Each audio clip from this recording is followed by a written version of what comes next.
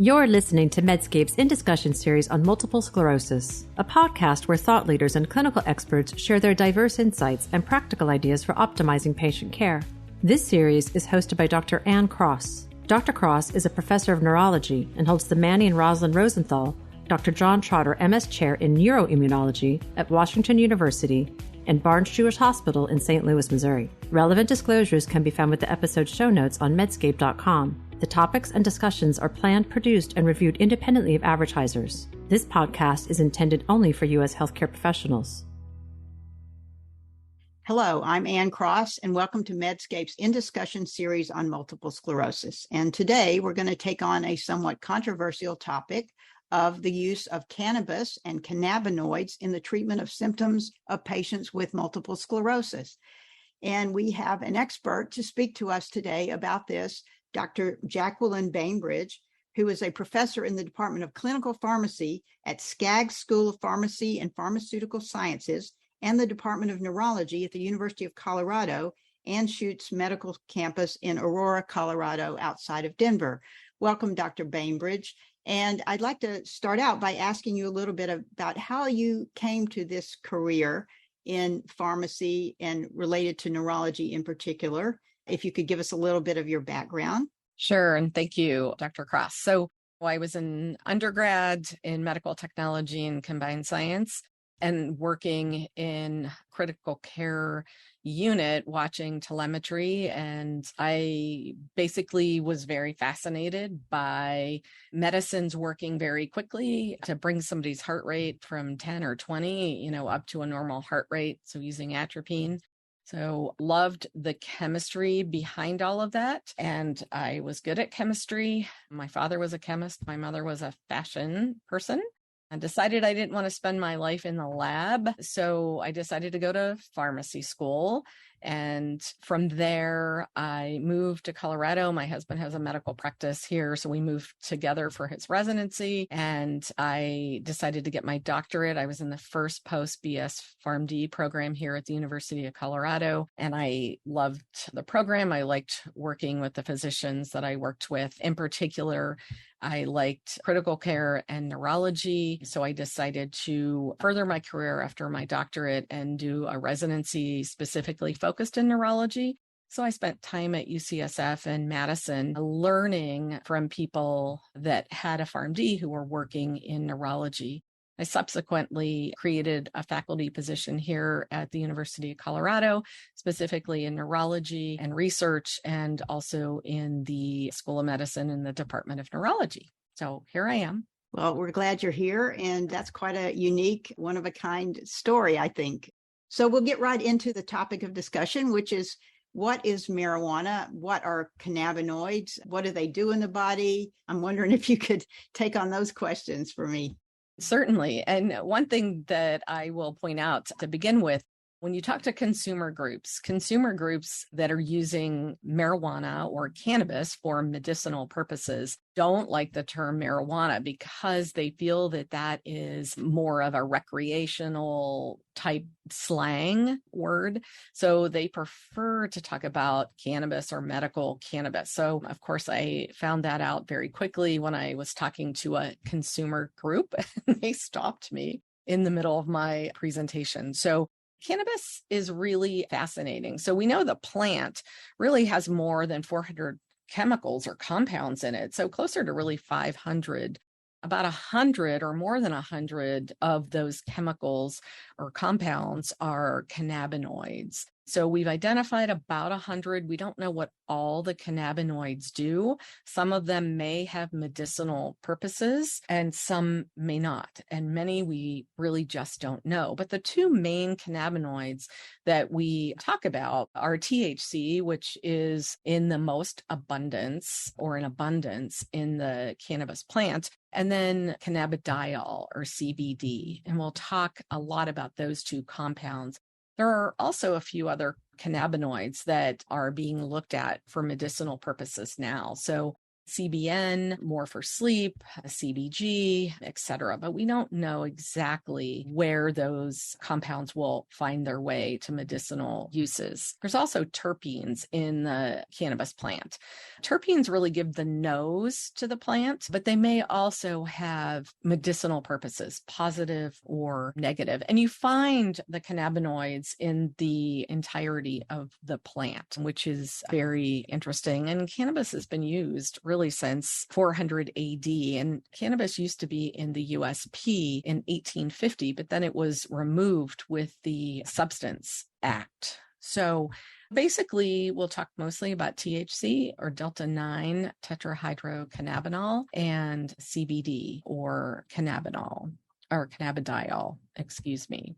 So how do they work in the body? Well, interestingly enough, THC will directly bind to CB1 and CB2 receptors, whereas CBD or cannabidiol indirectly influences the CB1 receptor, generally by working through the endocannabinoid system and increasing endocannabinol or cannabinoids such as anandamide, etc., that are found naturally in the body and actually produce homeostasis in the body. So their whole goal naturally in our body is to produce balance, which is very interesting. So we know that the CBD works indirectly, as I mentioned. The mechanism for different disease states or conditions or symptomatology is really unknown. However, it's believed that the CBD will influence receptors. So it potentially will block a GPR55 receptor.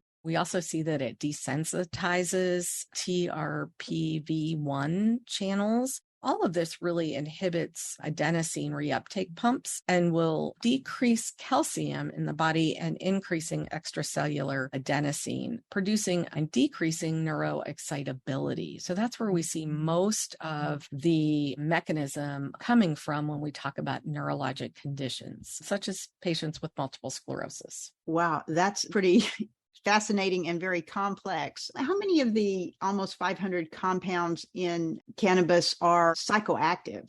Great question. And so we find that THC or delta-9 tetrahydrocannabinol will actually produce the most psychotropic or euphoric feelings. Since we're mainly talking about CBD and THC, both of them are psychoactive because they work in the brain. But THC has that euphoric component, so it makes people feel high. CBD, however, does not give patients that euphoric feeling or does not make them feel high. They may have other feelings such as sedation, which is oftentimes wanted with CBD, but they should not get that high feeling from CBD.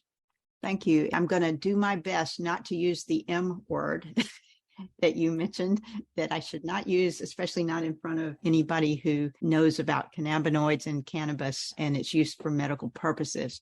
So speaking of medical purposes, can you speak to the use of cannabinoids in symptoms of MS? I've read various papers and it seems to be controversial as well there. Yes.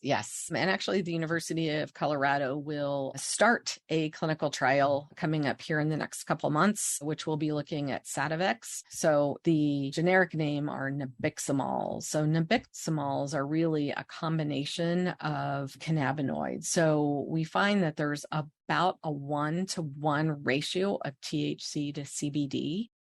We also know that in that mixture of nabiximols, there are other cannabinoids that are in that mixture as well, and also terpenes. So this particular product, nabiximols, is actually approved in 29 other countries. However, not yet FDA approved here in the United States.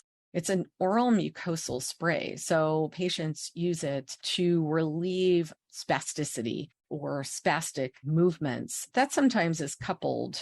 So the indication is for spasticity, in which patients have tried other medications prior to moving on to nabiximols. And I will say that there are other, as you know, Dr. Cross, there are other conditions that come along with spasticity, such as pain or a central pain component. Also, some bladder discomfort. And patients in other countries have recognized that Sativex may help alleviate some of those other symptomatology in addition to the spasticity. And basically, we should talk about the fact that cannabis has not been shown or proven to cure any disease states. It helps relieve symptomatology. So you're saying that nabiximols are going to be considered perhaps for approval in the U.S., but they're available many other places and are approved for primarily spasticity and pain. What about what I hear about using these for seizures? Is there any good evidence for using cannabinoids for seizure or other cannabis compounds? Great question. So we also know that there is a CBD product on the market. It is FDA approved, and it is, again, cannabidiol or CBD, and it falls under the brand name of Epidiolex. That particular product is an oral solution, so it's not a spray. It is purified. So both Sativex and Epidiolex are purified from the cannabis plant, much different than our other FDA-approved medications. So Epidiolex or CBD, and I kind of use that brand name, which I know we usually fall back on the generic name. However, I think it's important to point out the difference between Epidiolex CBD and CBD that you can purchase online or in a dispensary. They are much different. The FDA approved product is purified. We know exactly what's in it. And so the patient knows exactly what they're getting. It's easier to dose.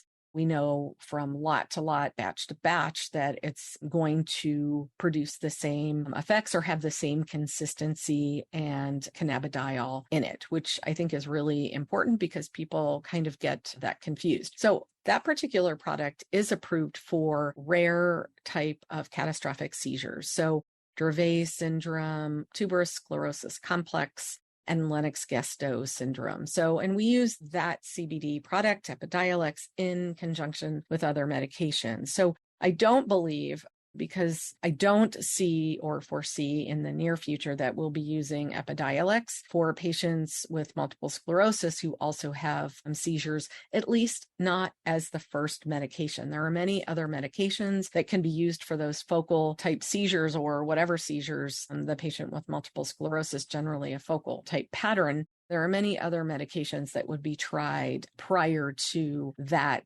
particular product. But as you move down the line, that may be an option for those patients, provided you could get it approved for the specific seizure type. Okay, thank you. And what about sleep? I have seen a few commentaries about use of cannabinoids for sleep in MS patients with insomnia or sleep difficulty. Very commonly used for sleep is CBD. We know that that's a side effect of the medication, so we always counsel patients on that particular side effect, but oftentimes that's why they're taking the CBD for sleep. So it does help very much for sleep. I would say that watching the dose is going to be really important. So depending on which product you're talking about, we're not going to be using Epidiolex for sleep, at least not now, or that particular CBD. So the CBD products that patients would be consuming would be from a dispensary or online. And I would recommend that people, when they're purchasing something from a dispensary, such as CBD, that they ask for a certificate of analysis. They should be able to provide that, at least online or with the product. Very importantly, it'll talk about heavy metals that could be in the product. It will also talk about exactly what's in the product, because we know this is a very unregulated field. So oftentimes what you find labeled on the bottle is not necessarily what's in the bottle. So I can give you a brief example of that. Someone went into a grocery store. All the CBD products were behind lock and key, not behind the pharmacy, but behind lock and key. And the person purchased a very expensive bottle of CBD, took it home, looked at the lot number or batch number, went to the website, and found out that there were about 81 milligrams of THC in that bottle of CBD. So it's really important for consumers to do their homework and find out exactly what's in the product that they purchased. You can also ask your healthcare provider or your pharmacist to kind of help sort some of that out. And many of us do help patients with trying to find that information and kind of push them in the right direction. Important to find a good distributor as well. Great. What about safety? Do people develop tolerance or dependency on cannabinoids or any specific ones? Yes. So cannabis in general can produce a tolerance effect. So basically that results in we need more, we need more, we need more. That is very important when we talk about THC and sleep, because people fall asleep quickly, but then they wake back up, kind of like alcohol and metabolism of alcohol. So you need to go back and repeat the dose. So you need more, or a bigger dose. We also do see people who use cannabis frequently, and we're talking more the THC component, not the CBD component. More is known about THC, but that people will develop a physical dependence and experience withdrawal symptoms. So that is more of a dependence type pattern that we see with THC, not so much with CBD versus the tolerance piece. So we do see that habitual use and dependence, which is important for consumers to be aware of. And that's with THC. Oh, okay. So could someone actually die of overdosing if they became very tolerant and had to use higher and higher doses, or?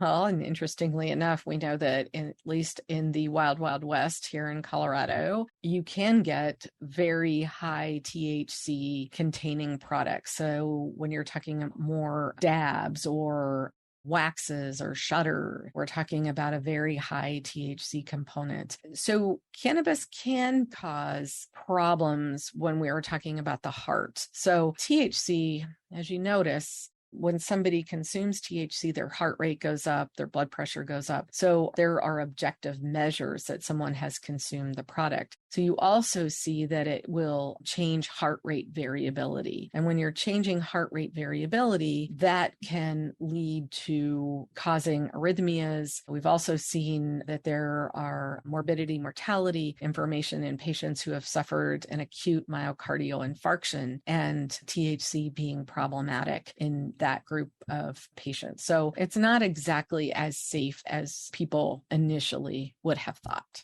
Okay, thank you for that. So what is known about the long-term safety if someone is using, or people are using, cannabinoids or even nabiximols for long periods of time? Is there any safety data on that?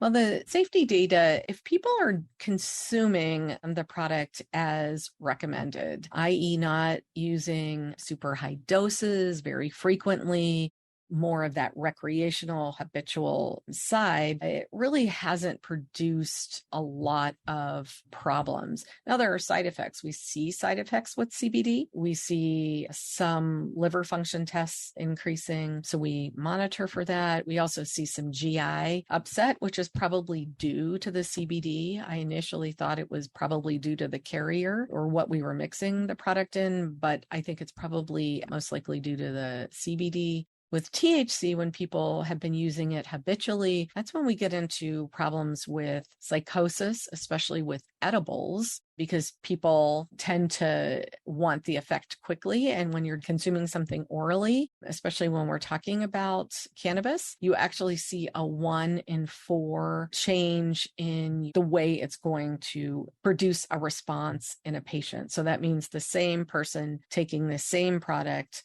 1 in 4 times, you're going to get a change in your bioavailability when you're consuming the product orally.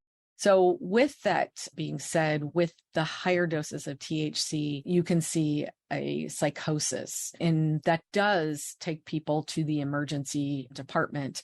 There's something also called a hyperemesis syndrome, which is also very bad and hard to treat. A lot of our typical medications that we use for nausea and vomiting don't work on that hyperemesis syndrome. So that can be quite frightening. often takes people to the emergency room as well. But as long as people are using their CBD, if we're talking about nabiximols, or if they're using their CBD FDA-approved product, which that FDA-approved product is no longer scheduled by the DEA. So there shouldn't be a lot of problems. We do have a concern about drug-drug interactions. And so it's obviously a really good idea to check all medications that a patient is on when they're adding either a CBD product or a THC or a combo product.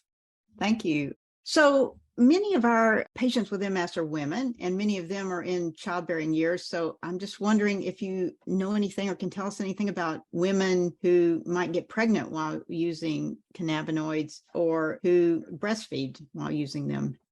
Yeah, both of those are no-nos with cannabinoids. At least at this point in time, we do know that there's transfer into the placenta. So if it's a THC product, especially high doses, you can see a withdrawal effect in the newborn, and then you will see transfer into breast milk. So we generally have our patients stop using cannabis if they're trying to get pregnant or if they happen to get pregnant.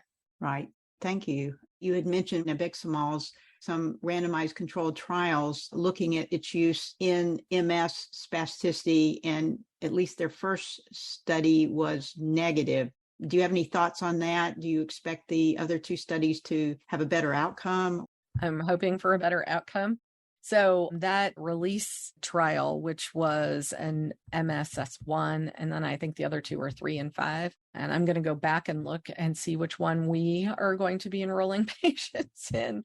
But there was one component of the Ashworth scale that was negative, which is a commonly used scale when you're measuring spasticity in patients with multiple sclerosis. So I'm hopeful that the next two trials will be positive trials as opposed to a negative trial. We are using it in 25, 29 other countries. Yes, right.